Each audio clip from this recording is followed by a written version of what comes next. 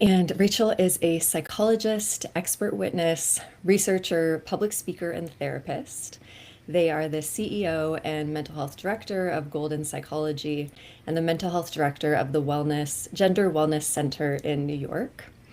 Rachel's work is dedicated to promoting knowledge of gender and sexuality affirming and LGBTQ2IA plus inclusive understanding.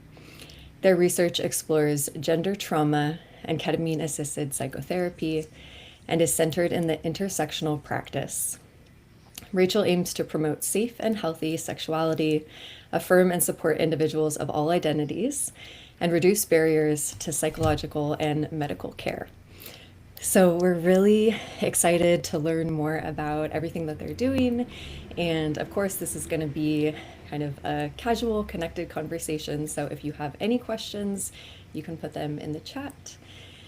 And I want to add one piece to introduction, which is that they are also a grad school buddy of mine. And so it's so fun to get to be reconnected. Oh, we lost them. oh, Well, everyone else this is part of the experience. It is part of the experience. It's fun to be reconnected in our full adult public lives. Welcome back, Rachel. I stitched together what you were saying when it kicked me out and what you were saying when I got back, and I agree. It is so fun to be reconnected in our adult lives. Yes. Amazing. So let's dive in. And Rachel, if you could tell us a little bit more just about what Golden Psychology entails. I know there's a bunch of different pieces and it continues expanding. So maybe you can just let us know kind of where it's at right now. Yeah, happy to do that. So Golden Psychology is my private practice. I started it in 2018 so that I could just see folks on my own while I was working in a job in another hospital. And after being at that hospital, I worked in for the Office of Mental Health in the state of New York, designing a program for trans and non-binary people who are incarcerated and who needed access to gender affirming care.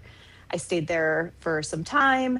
And when COVID hit, everything, the world turned upside down.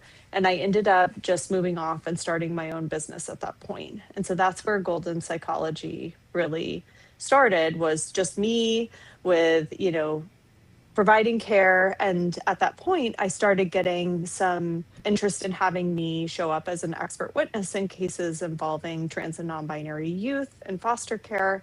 And then later on in cases involving folks who are in custody in our cities, in New York City's prisons or jails. And then additionally, folks who, are involved in cases that relate to their gender identity, sexual orientation, or trauma in some way, shape, or form. And so from that point on, I started providing expert evaluation and testimony. All of this is alongside other work that I do. So my practice grew into about 15 to 17 folks in the practice, providing also just evidence-based excellent care to anybody. We also have a day program where we help people who either are trying to prevent going into inpatient or who are stepping down from inpatient to get a little extra care in addition to the therapy that they're receiving when they're really struggling. And our practice is open to all. We do have a specialization in treating LGBTQ2IA folks. And in the same breath, that doesn't mean that we don't work with everybody. We do work with everyone. We provide ketamine assisted psychotherapy.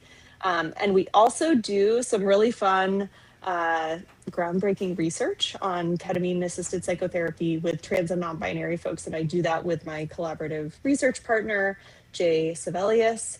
And we've also been working with Brooke Stott, who is also just incredible on that research as well.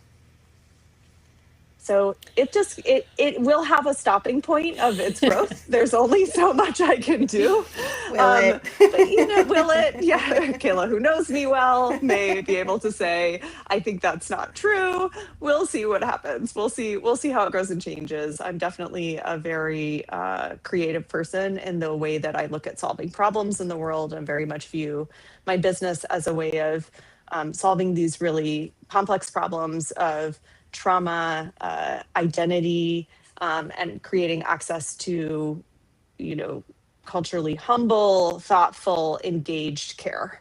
So there may be some other way that I figure out how to do that in the future. Stay tuned.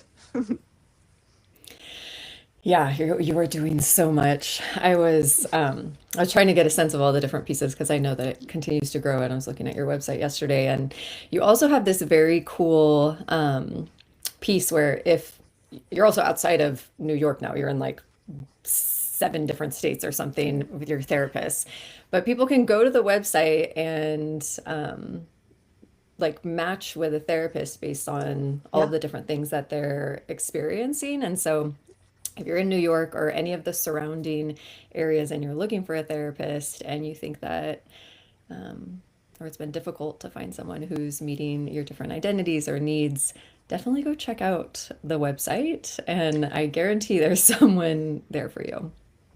I So am very cool. so excited that you mentioned this because let me tell you, I vibe coded that in Claude. So there was Nice. one day when I was It's just like, great. gosh, we really need this therapy. I really love coding. This is like a deeply nerdy thing. I loved R when we were in grad school. I love computers and like getting computers to do something. And we just really had a need for when you have a practice that's really large, you know, Yeah. people get on the site and they look at all the faces and they just start to read and it's just, Mhm. it can get really overwhelming. And I just thought, well, we need a therapist match tool. And I looked into how much it was going to cost to hire someone to code it. And I just thought, maybe I'll try. So I'm very proud of my therapist match It tool. works Um, great. yeah, vibe And now coding, that we it's know real. you did it, that is, we may be asking you about that. Yes, please call Chandra's me. video is I archaic. can walk you through it. It was fantastic. It was fantastic. It was like very I would this is the kind of the thing I would say it was really user friendly and easy to do. It definitely took some perseverance, but Sure. I'm pretty pumped about it. So thank you. I'm glad it Yeah. is making it's like leaving a mark. Hmm. Wow. Yeah, Yeah, it works that's really well. it's such a unique skill set you have. I don't know if people know this broadly speaking, but I would say on average, psychologists are the least tech savvy people I have ever met in my entire life. So I think that you have a very special skill set, Rachel. Oh, well, thank you. Thank you. I do have, this is sort of what I joke about is that I have a knowledge base that is like that, like you know, a mile wide and like an inch deep.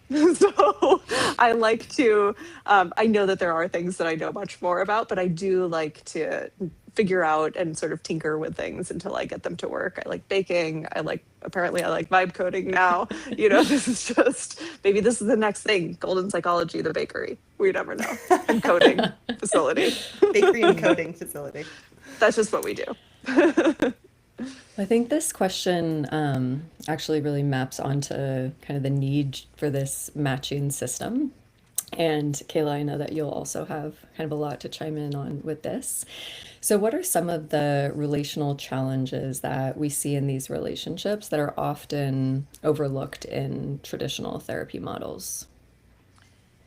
Yeah, I think you're speaking to queer relationships now, you know, and that's something that is just it's really important and core to all of the work I do. So, um, obviously, perhaps to people who have been through psychedelic training or who have been through couples therapy training, there tends to be a model of um, a couples model presented in both that is very specifically a cishet normative model. When I was trained in psychedelic assisted psychotherapy through MAPS and through CIIS, it was very much said to us that the model is that you have a mom and a dad in the room with you, right? Mm-hmm. Yeah. You have a female therapist, which they were defining, I think, very narrowly as a cis, probably het woman, and a male therapist, a cis het man, and they guide you through these experiences. And that is the way that you heal, is Mhm. through having these restorative, reparative experiences with these two people with a very fixed cis het model. In couples therapy, when I was trained in it, nobody was really talking. I mean, this is not that long ago. Nobody was really talking about couples therapy with non-cishet couples. When I went to a couples coding training, I was told that I couldn't develop models of queer relationships because there wasn't an ability to differentiate the partners because they were the same gender. Kayla, this is like specifically for you because I know you're such a stats whiz. Yep. And you have probably heard the same thing. And so it's really baked in across science, across culture, across media, across psychedelics training, and across just relationship, and relational therapy, that we haven't invested the amount of time and the amount of care into queer relationships and into disrupting these cishet normative models that I think is really necessary to not only be culturally humble and thoughtful, but also to just reflect the reality of the world and the reality of the diversity of people's experiences, both within their gender and also within sexual orientation, across partnerships that are not just two people, poly partnerships, et cetera. And so, if we're doing therapy based on these models that say, cis women do this, cishet women do this, cishet men do this, and this is what you have to use, these strictures of this argument on the way that you are doing therapy with your couple who may look very different, it's just not going to be as effective. And it certainly is not going to get you all of the information that you need. And it certainly is it certainly is going to do harm.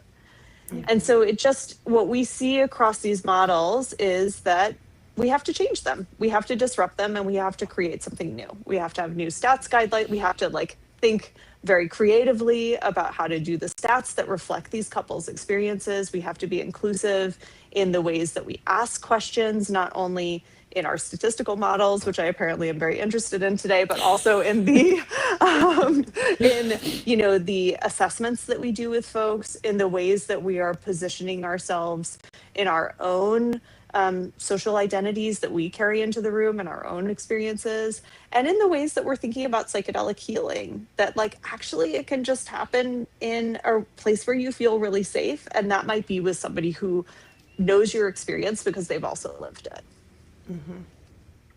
Yeah, I agree with everything that you said, and I think to emphasize this point too, that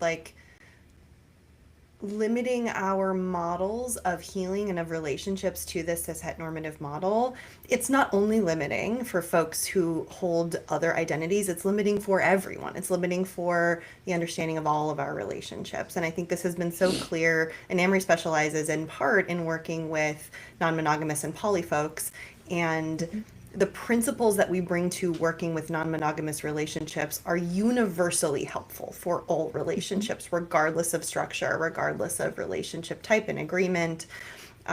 We were just speaking just before this call about the curb cut effect, which is this idea in sort of disability advocacy that when we create a more accessible world, such as by putting curb cuts on the sidewalks so that wheelchair users can more easily access sidewalks, it benefits all of us. It benefits everyone. And I think when we think about accessibility and inclusively in our clinical work, particularly across, gender identity, sexual orientation, other relationship dimensions, it benefits all of us to have a more comprehensive view of relationship functioning. This was never more clear to me than when we were learning about how to treat infidelity in relationships. Mm-hmm. And the infidelity treatment models just presume that one, you're a man and a woman in a relationship together who have different social roles and different rules.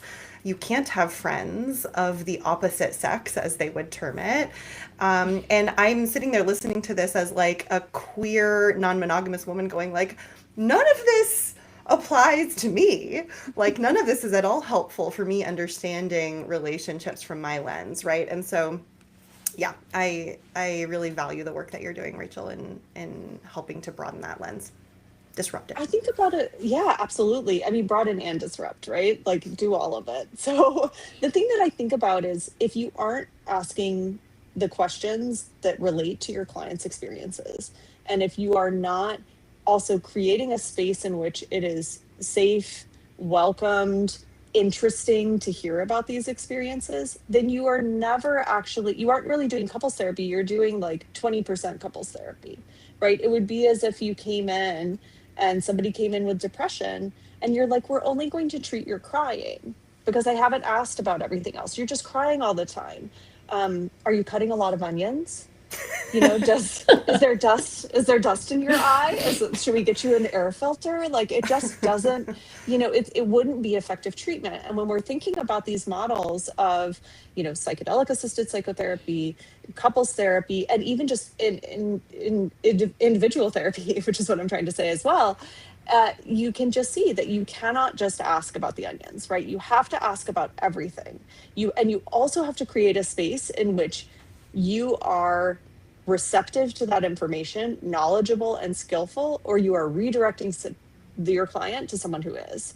There's a really good example I can think of in one of the training videos that I watched when I was training in psychedelic assisted psychotherapy, where somebody had come in,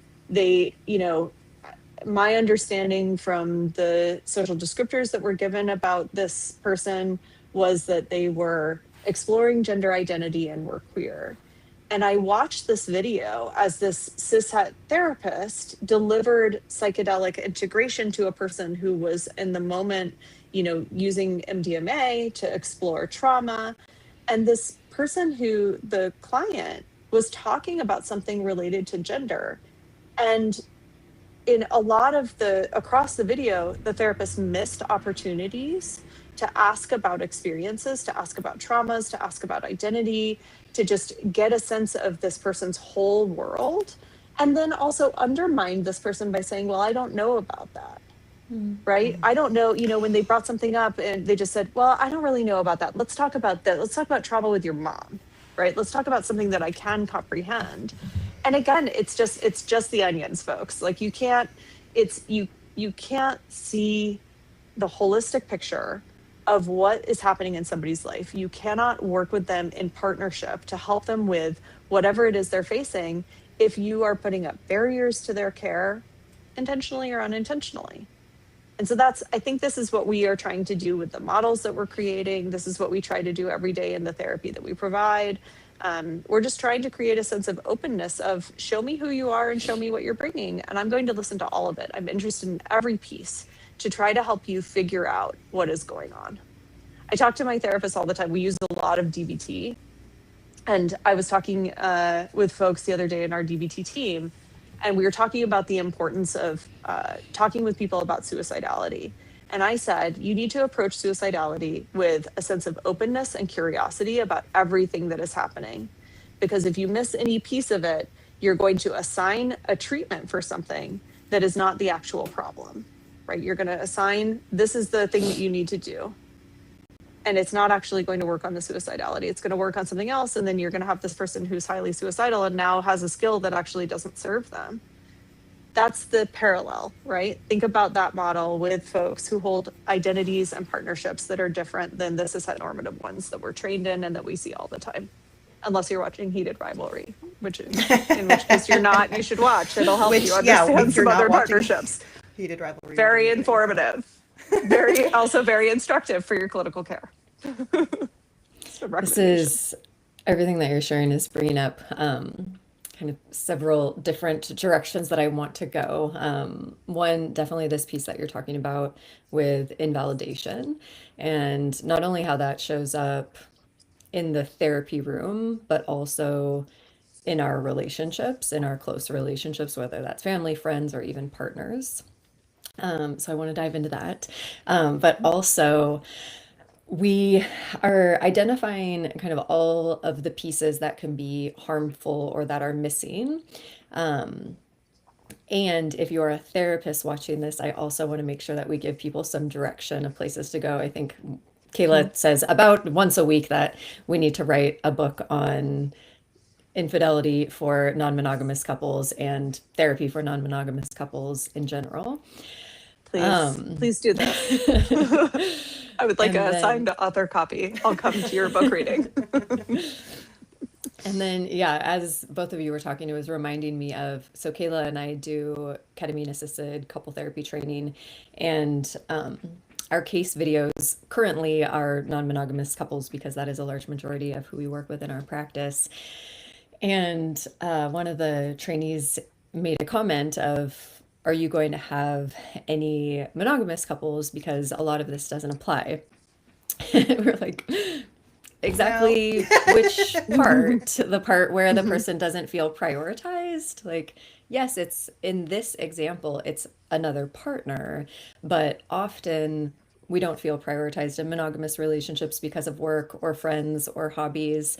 And so I think as there are just more conversations about diverse identities and relationships, people will also see that there's actually far more commonalities than differences. Mhm. Yeah. Let's dive into the invalidation because that's something as I was reading some of your research that I started to get really curious about. So, what Yeah. is chronic invalidation? And maybe we just start there. Sure. I mean, let's talk about trauma. This is another, area that I talk about a lot because I'm so into the idea of trying to help people manage their trauma in a way that lets them live their life again, in a way that lets them challenge the way that trauma limits our beliefs about ourselves, others, and the world in such a way that it's so empowering, right? Trauma feels like your very best friend until you realize that trauma is actually just a very bad best friend with very bad ideas. And so when we are talking about trauma with folks, the first thing that we're doing is we're really assessing for it. When you assess for trauma, a lot of people think about, okay, single instance traumas, right? You're in a car accident, you experienced an assault. There's a terrible thing that happened to you once. And that's a very important part of discussing trauma. Some people will call it like big T trauma, right? This is something that happened that you can point to. And I think a lot of trauma research initially was really positioned towards this, right? PTSD is because you had this terrible experience that happened to you and you haven't been able to recover from it. But what we've seen across the literature across time, and we've seen this across literature with children, and we've seen this across literature with veterans and people who have been exposed to chronic trauma across time, is that it has a very deleterious effect. And this isn't the trauma Olympics. There's not one trauma that's different, or worse than the other. It's just that when you experience complex trauma, where you are repeatedly being exposed to trauma over time, that you start to develop a different picture of trauma that is not only impacting you in the sense of qualifying for a diagnosis of PTSD, but it's also impacting you in the sense of impacting your interpersonal relationships, your distress tolerance, your dysregulation, and your ability to just live a life that has purpose. That's where we see this overlap of trauma symptoms and what get called borderline personality disorder symptoms that actually create something called complex trauma that is its own entity. It is has all of the trauma. It has part of it's part of BPD, but it is really its own functioning entity. And we're learning more and more about that across time, that this is just a particular type of trauma. I get really interested in this particular type of trauma, not only in the work that I do as an expert evaluator and, providing expert testimony, because so many of the clients who I work with come in with very complex trauma histories across childhood and across adolescence and young adulthood. People who have been rejected by their families for the identity that they hold. People who then were not able to get housing or a job and had to engage in some kind of criminalized behavior in order to put food in their belly and a pillow under their head for even one day, right? That's what we see in sort of this impact of complex trauma across time. What we need to be including when we're talking about complex trauma is the negative effect that having identity related trauma and identity related invalidation across time can have on anybody. It can have it on a child, it can have it on an adult. It's just anybody can be impacted by experiencing this uh, invalidation about something that is core to who you are. That's what I think about when I think about identity related invalidation and chronic identity related invalidation. We see this with LGBTQ folks. We see this with people who hold various, racial or ethnic identities, when it is just in the context in which they're living in, the culture that they're living in, that identity is so maligned or is maligned to any extent that it prohibits them from being able to be themselves or to access the means of survival, thriving, um, joy. in their lives, that it is the same kind of erosion that we would see with any other kind of neglect, abuse, or, emotional or physical abuse that we have classically defined as trauma. It is just as impairing. So that's sort of what I think about in all of the work that we do across the different things in the practice. And specifically, again, I see it a lot in the expert testimony. I see it a lot in the trauma-informed care that we provide to people directly. And we also, it is part of the central question of all the research that I'm interested in doing, which is how do we alleviate this distress? How do we actually get people, and this is the positive, right? This is the model of how do you actually support people when almost every interaction or many of the interactions that they have are continuing this narrative of like, you don't matter, you're not good enough, you're not represented here. I'm not going to I'm going to define something in a way that doesn't include you at almost any crossroads in their life, in any moment across their day. So when we designed our research study, we were really looking at how this type of specific trauma, chronic identity invalidation, could be treated with psychedelics, right? And with ketamine-assisted psychotherapy, specifically in a group with other people who hold your identity. And that just became a very interesting question, right? Can you disrupt this? Can you find a way where people doing therapy aren't just dependent on the provider holding an understanding of what they're going through, but now they're actually in a group with people who are able to, in integration, talk about their experiences, and then they can co-process because they see somebody else challenging these narratives around, shame, around being worthy, around just like the magic of their existence. They are challenging this and integrating that, a lot of that stuff is not worth holding on to. And some of that magic of your existence actually is something that I can reflect back to you. In that way, people are co-processing.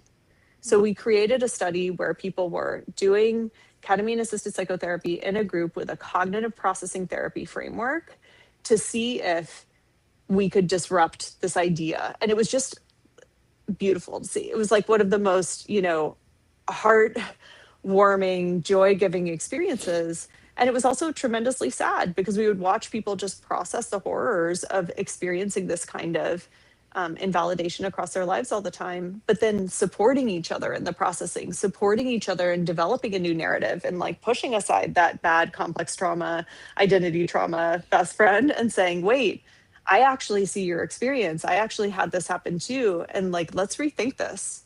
And it was just, I don't know, in both times that we have run these models, it has been just incredible to watch people co-process.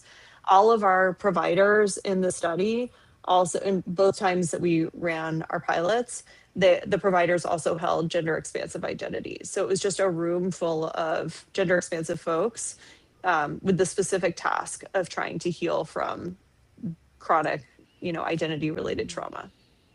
It was really beautiful. That sounds incredible. Yeah, it was a great experience.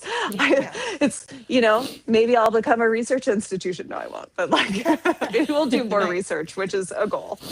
Yeah.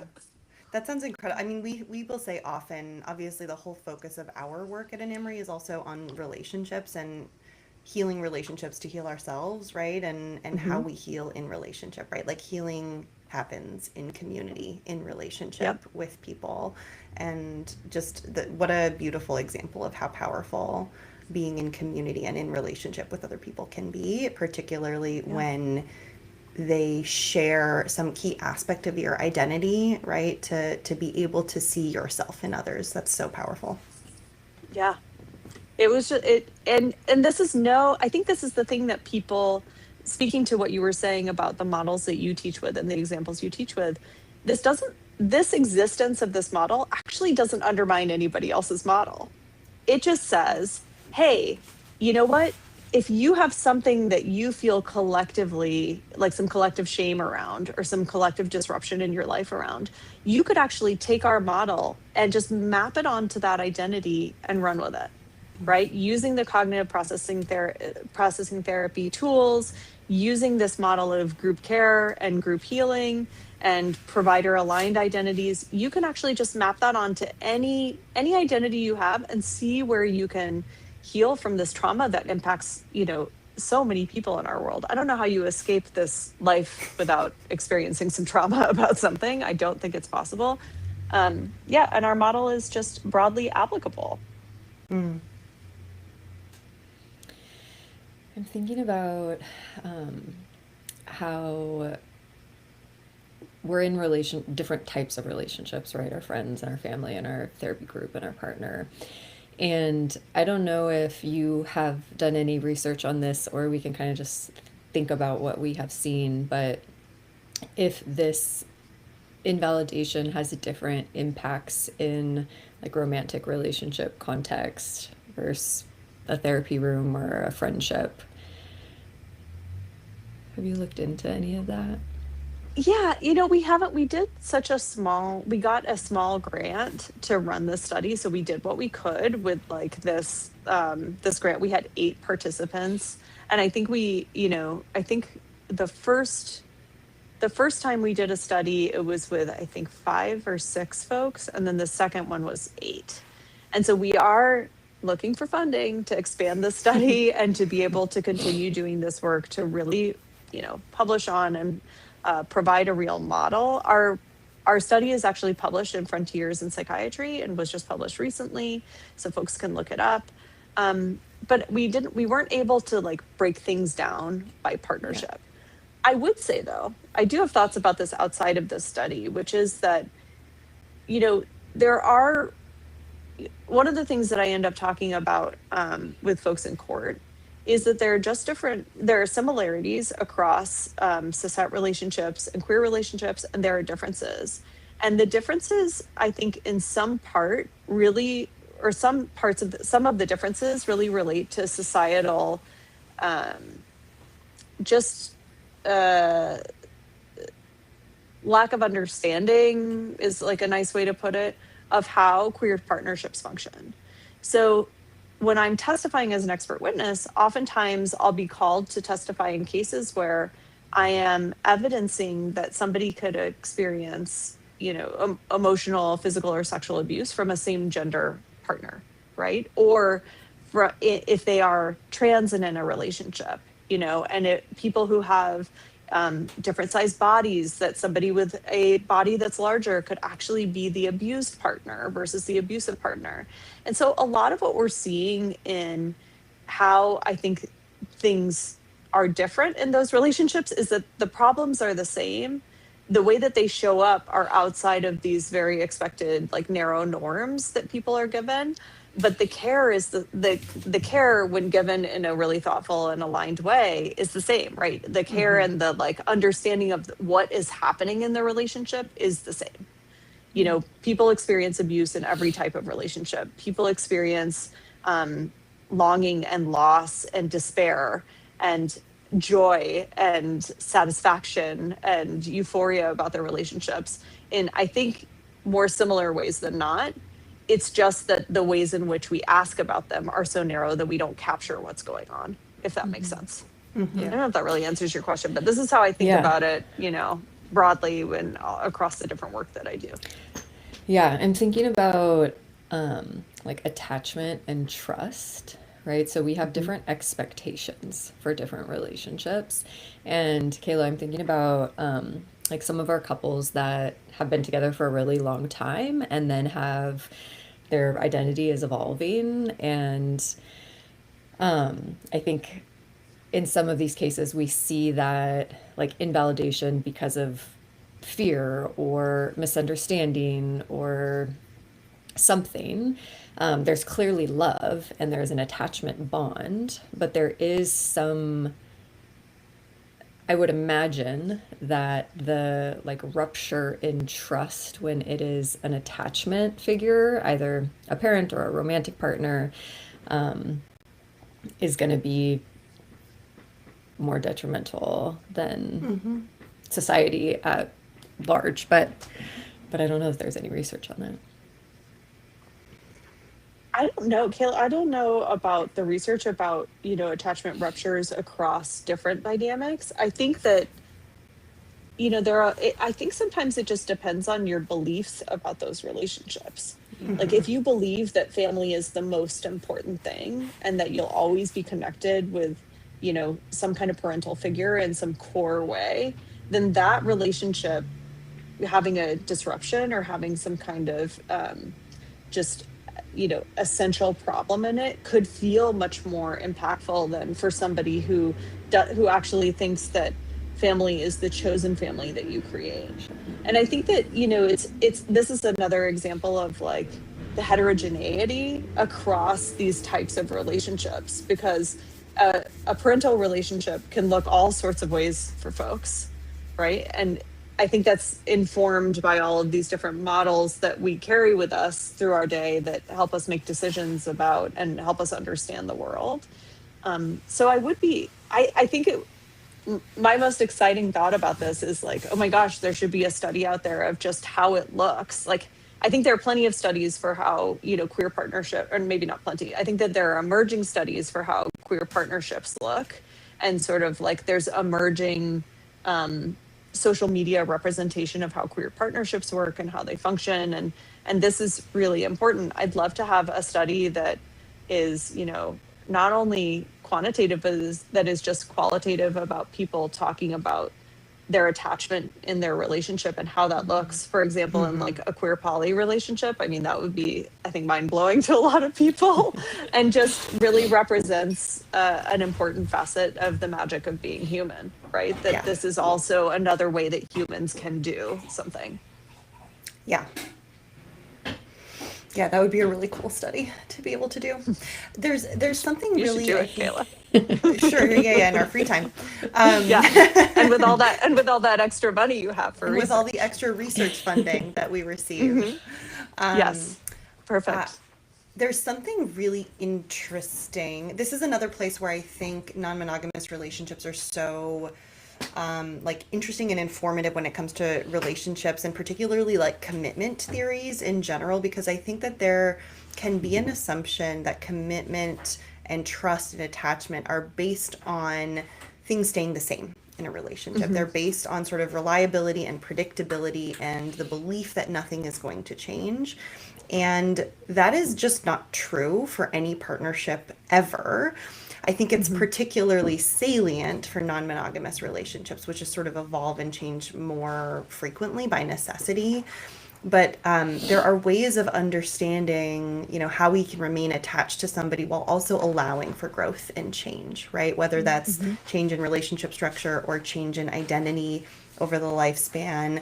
One of the things that we talk with a lot of folks about is change in our bodies and our bodies functioning over time, and how that impacts our, sexuality and our sexual connections and attraction to one another. And the only the only certain thing in life is that things are going to change. And so thinking Hmm. about ways of understanding trust, reliability, predictability, attachment, all of those stabilizing forces through this lens, that like, and also people grow and shift and change, and how can those things Hmm. sort of be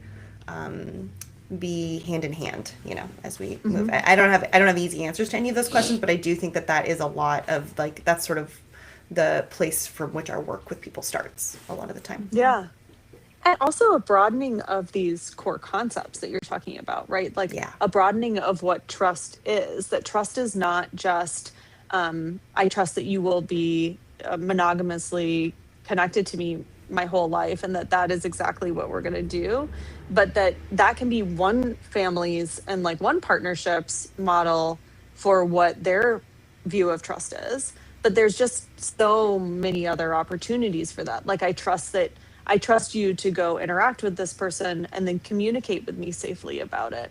I Yeah. trust that you will make decisions when I'm not around that are positive for us, even though they may involve other people. Whatever it is, just this sort of broadening of, not just a broadening of a concept, but like a broadening of a representation of what is already happening, right? Non monogamy has existed across all cultures across time, right? Whether or not it was sanctioned is another thing, but it has existed.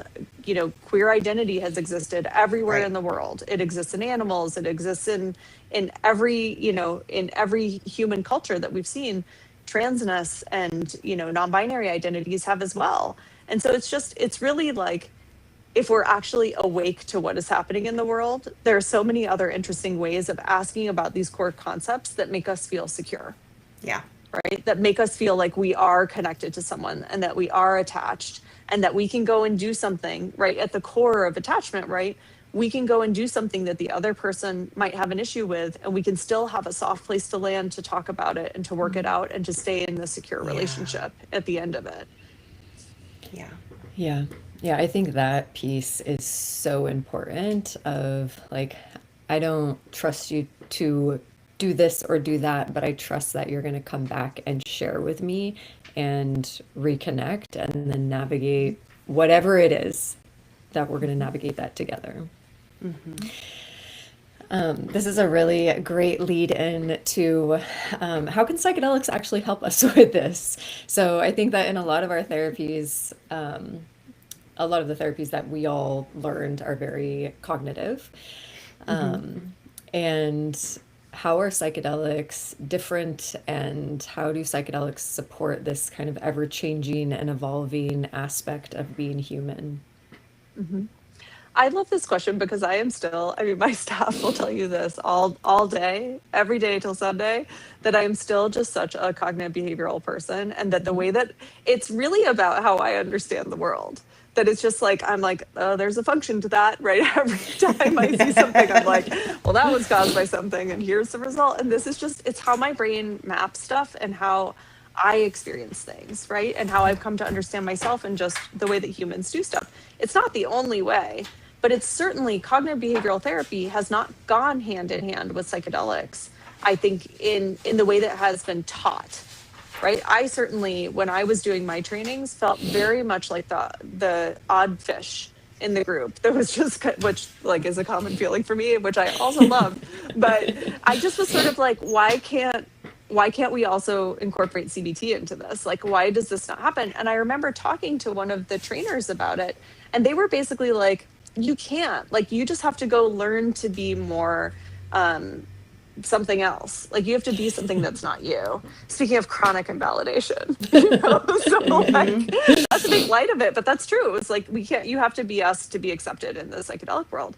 And I just kept thinking like, well, that's not going to work for me. One, like, I have never done a good job of being somebody else's person. So that's not going to actually happen. But secondarily, I just don't think you're right. I don't think that you're right that these can't be incorporated together.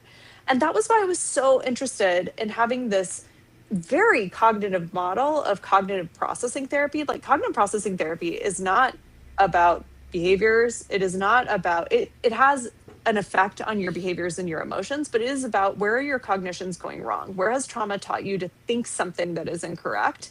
And how can we disrupt that? It has an effect on the whole CBT. People don't at me on this. Like, it's all in there. The cognitive, the behavioral, and the emotional. It's all in there. But it is also just like very focused on this cognitive piece. And I do think that that's what psychedelics, like, a lot of the time when we're talking about psychedelics, we're saying somebody takes psychedelics, they have this like very transformative experience within it. They start to sort of conceptualize the world differently. They've had a really amazing show, right? They've this beautiful show. They've been shown all this stuff, and then they conceptualize the world differently because of this transformative like thing that they saw. And that has never also been how psychedelics have worked for me. Like, they basically just, everything that I have tried, I have no visual experience that is interesting or, transformative. But I have had the ability to disrupt cognitions that I was holding on to. And I have had the ability to change my models of how I thought about myself and the world. And so I just thought this has to be something that we can also translate for other people. So we just really focused on incorporating the two, on saying, we're going to have you do this experience. We're going to have a time where you can do integration and just talk about what happened. But then we're going to say, is there anything in what happened that changes the way that you think about this thing related to trauma, right? And it works, I think, for two reasons. One reason why I think it works is that psychedelics introduce cognitive flexibility, right? We see this in neuroplasticity that, has an effect for weeks after people have utilized psychedelics, particularly ketamine, which is the psychedelic that or the medicine that we use in our practice when we do psychedelic or ketamine assisted psychotherapy, I should say. So it just has this neuroplastic effect where you can rethink things. But the other thing that it does, and this is something that, Brooke Stott was really adamant about, is that we have to include this question of cognitive fusion and cognitive diffusion. And it is, the piece of psychedelics, especially ketamine in our study, may allow you to just burst that thought or detach from that thought or rethink that thought in a way that gives you access to plasticity within your own self. So there's a really beautiful, I was about to say marriage, like marriage, but also partnership, or nothing at all, just connection. There's a beautiful connection between these very cognitive therapies and psychedelics and the way in which they can be applied. And there are other people doing this work too, that, obviously you all are doing this. We're all very cognitive behavioral in what we do. But it just is, there's a flexibility in these models and an applicability that I think previously really wasn't taught.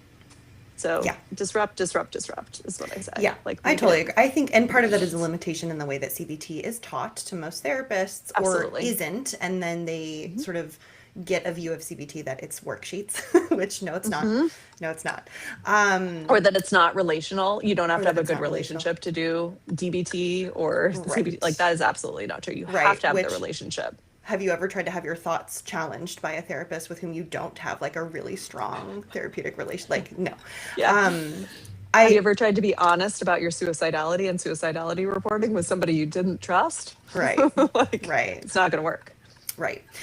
There's some really cool research about the centrality of psychological flexibility, right, to kind of the mechanisms of psychedelic assisted therapy coming from Jason Luoma and colleagues. And that's this just like really central cognitive, I think, capacity, right, to be adaptable in the way that we understand the world and ourselves in it, right, and the other people in it. And I mean, it's funny hearing you talk about like your life is just CBT. I feel the same about ACT. I am an embodiment of ACT in my life. Like that is just how I live. I remember learning about that and being like, oh, like this is like my personality in a book. And I see this sort of cognitive flexibility, psychological flexibility, like diffusion, not only changing our thoughts, but changing our relationship to our thoughts, right? Changing our relationship to our own mind. I see that in every type of psychedelic work I have ever learned about or witnessed, right? And I like to say this to be a little bit inflammatory to people because it really sets people off, but like everything is cognitive. There is no therapy. I've never seen a therapy that's not cognitive, right? Like I've yet to be proven wrong about this. Somatic therapies are fundamentally changing the way that we think about and understand our own bodies and our relationship to our bodies and what our body sensations mean to us. That is cognitive work. So like, whatever people are doing in psychedelic spaces, which is often something that is somatic or IFS or based in spirituality or something, like it is really asking us to expand the way in which we think about ourselves and the world and others, right, at the end of the day. So yeah, I'm with you. I mean, I agreed with you in grad school. I agree with you more now. Look at how well we've developed these ideas. I had a great opportunity when we were doing our MDMA assisted therapy training with MAPS. We were watching tape of, really phenomenal therapists who were like some of the groundbreaking people to develop this work doing something that they would never call cognitive work. And in our discussion group later, I was like, that was CBT. We were just watching CBT. And 100%. getting to explain like how that's true. And I don't know that I can change any minds that day, but yeah, it's. Well, and I think that the basis for MAPS teaching is this idea of inner healing intelligence, right? That you have this ability to come up with the solutions on your own, right? And I think that totally aligns with CBT, right? Yes. I may give you a guide. For example, DBT, I may give you 1,000 skills, but you have to figure out which ones work for you and figure out how to problem solve on your own with those skills. All I am is somebody who's walking along this path with you and saying, hey, here's something that people have tried that can work for some people. Does it work for you? And then you're the one who has to find that knowledge, find that applicability, and find that sort of commitment to change. That's not, that's baked into cognitive therapy. It's baked into what inner healing intelligence is. We're all just kind of talking about the same thing with different words. So this idea Totally of sort agree. of separating into factions where, this can't be used here, or this is the thing that is only going to work for folks. It can't be the way that we talk about any therapy, right? We don't know enough. The world is expansive. We know about a tiny fraction of what happens in it. We have to think of things in greater ways and more expansive ways in order to be effective, and in order to change our own lives and help people change their own as we walk beside them in therapy.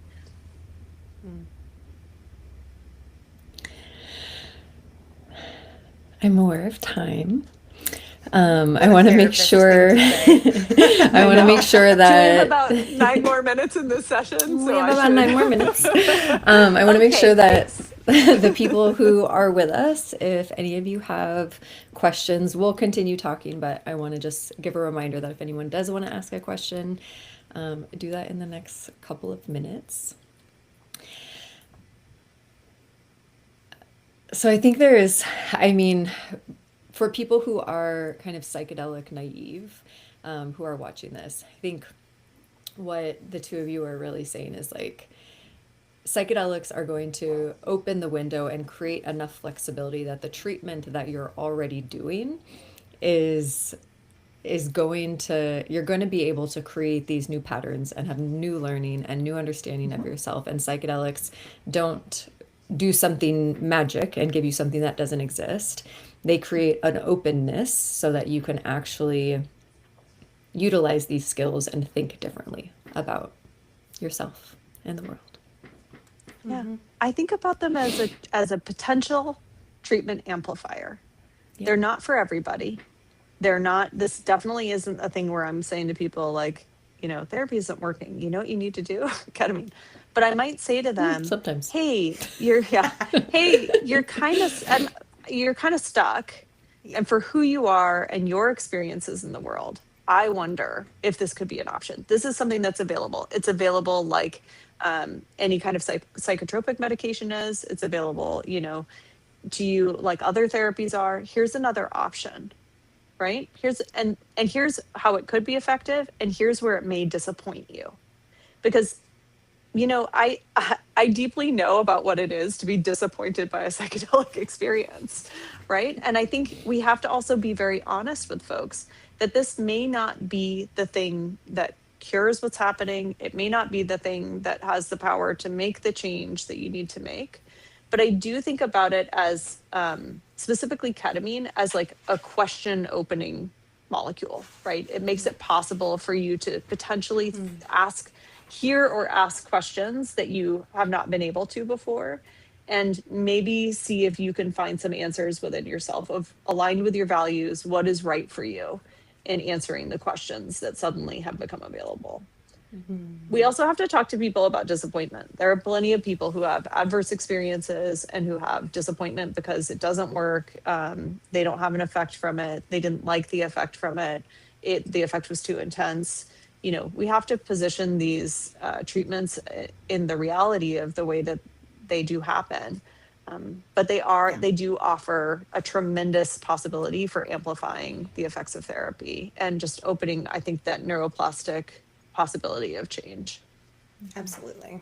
Yeah, when we work with therapists to learn how to do ketamine assisted couple therapy, what we come back to again and again is staying grounded in what we would term a case formulation, but is really just this couple or relationship that's sitting in front of you. Where are they getting stuck on the route to the place that they want to be, right? What is getting in their way? What barriers are they running into? And as the therapist, based on the kind of therapy that you use with them, how do you think that they can shift that barrier? And then once you've identified that, now we can say, okay, here's where ketamine may be able to come in and help, which it isn't always the right fit for every place that people get stuck, right? But we got to Yeah. know where we're going and how we're getting there before we can decide that a psychedelic like ketamine is going to be a useful tool on that journey. And so I think for either practitioners who are thinking about doing this work, or for folks who are thinking about using, having psychedelic experiences in some context, you want to get really clear with yourself about what am I hoping, might shift with this, and also realistic that this is not a magic bullet. This is not I take a medicine and it fixes everything for me. It's I take a medicine and it opens up my capacity, right, to potentially to engage in a new way with these problems I've been grappling with. Absolutely. Yeah. All of that. I think, one of the things that could be a little tough, or that I have found that can be tough for folks, is when they set an intention going into psychedelic work, excuse me, that just doesn't come about. Yeah. And it can be very disappointing. And so I like to leave a lot of room for openness of like what could be satisfying that is not just a narrow fixing of a specific problem that they have. Yeah. Yeah, that's so important also with couples. So remembering that if you're doing a psychedelic therapy with your partner, and of course your therapist will talk with you about this, the two of you can have very different experiences. Or one person can have an experience and the other one doesn't. And so how can we kind of be supportive around that, knowing that it's very likely that we're going to have different experiences. Mm-hmm. Yeah. Absolutely. That's one thing, if you were doing psychedelic assisted psychotherapy in a group, managing comparison Yeah. is really important, because, some people have visuals, some people don't. Some people, have a small amount of medicine and go to outer space, and some people don't, and it just, I think part of the comparison is a reflection of trauma that has happened in the past. And so just being very direct about, it is okay to feel like you're failing at something. The medicine may still, broadly speaking, psychedelics have a neuroplastic effect, whether or not you have a big experience. And so you actually are really looking at how change, how your mind is open, how change may be happening in the weeks after that experience, even if you didn't have a big show. Yeah. So just managing comparisons is really big. This is, it's a big part of group work. It's such a helpful reminder, and I have definitely shared your experience that you've shared at conferences with lots of my patients when they have that disappointment and are afraid that they're not going to have flexibility and nothing's going to change, and it's really helpful for people. Yeah. And our experience on psychedelics reflects our experience of life so much. And I have also I worked with a couple not that long ago where one partner sort of didn't feel the ketamine much at all, right? And he was sort of sitting there and going through this whole cycle in his mind of blaming himself and feeling shame for not having the experience, but then having the space to have insight like, oh my gosh, this is what I do. When something is hard in my life, I sit here and I blame myself and I have shame, and that turns into anger, and then I express my anger in my relation. So he had an incredibly powerful experience despite having a disappointing sort of ketamine journey, right? And so Yes. we can learn so much from whatever the experience is if we enter it with kind of an openness to that. I couldn't agree more. There are so many people who have been in my office and have had that exact same thing. Yeah. Of I'm thinking that they're on a journey, because they're not talking, and they're actually sitting there in a shame cycle about being a bad patient or not doing, this is because I didn't prepare. It's because I had a drink last week. It's because I blah blah blah. Like all of these reasons for their failure that actually don't have anything to do with what's happening in the moment. It's just the way their body's responding to the medicine, and working through that process can actually be tremendously impactful. Yeah. Look for the little things, people, not just the big show. Yeah. Well, thank you so much for joining us today. And this was a really wonderful conversation. It was really great to connect more. And thank you, everyone, for joining us or watching this after. You can always reach out with questions, and we're happy to chat more with people. Yes. Thank you so much. This has been entirely my pleasure. I love sitting and talking with the two of you. It's just such a delight. Let's do this again sometime. Let's definitely. Yes. It's one of my favorites. Bye, everyone.